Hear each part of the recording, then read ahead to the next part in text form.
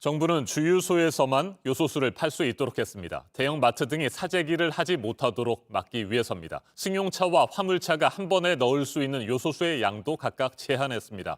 요소나 요소수를 들여오는 업체들은 사고 판 양과 쓰고 남은 양을 매일 신고해야 합니다. 박상욱 기자입니다.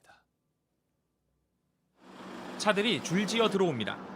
요소수가 다 떨어졌다고 쓴 종이가 붙어 있습니다.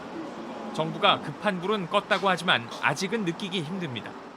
한 달 좀 되겠습니다. 한 달. 앞으로 얼마나 요소수 들어온다라는 말씀 들으신 건 없으세요? 네, 아직 없습니다. 더 급한 화물차들이 오가는 트럭 터미널도 마찬가지입니다.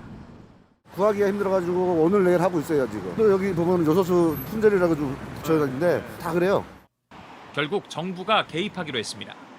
우선 주유소에서만 요소수를 팔도록 했습니다.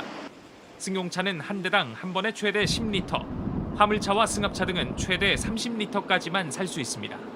다만 건설 현장 등과 직접 공급 계약을 맺어 파는 건 가능합니다. 또 차에 직접 요소수를 넣을 때는 제한이 없습니다. 개인이 쓰려고 해외 직구로 들여오는 건 계속할 수 있습니다. 어떤 경로로든 구한 걸 되파는 건 안 됩니다. 신분증과 자동차 등록증을 보여줘야 하고 실제로 요소수가 필요한 차인지 확인받아야 합니다. 금년 말까지는 요소수가 크게 부족하지 않은 상황으로 사실은 보입니다. 그런데 불안 심리 때문에 사실은 이것이 매점 매석을 하거나 사재기를 하는 것이 문제라고 생각을 해서 정부 관계자는 주유소에 실제로 요소수가 풀리려면 2에서 3일 정도가 걸릴 것이라며 화물차가 우선 공급받게 될 걸로 보인다고 밝혔습니다. 하지만 주유소를 돌아다니며 요소수를 계속 사는 걸 막을 수 없다는 우려가 나왔습니다. 전산망이 없기 때문입니다.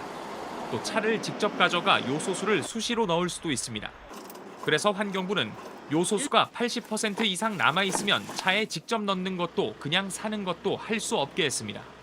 정부는 이번 조치를 어기면 3년 이하의 징역이나 1억 원 이하의 벌금 등 강력하게 처벌하겠다고 강조했습니다. JTBC 박상욱입니다.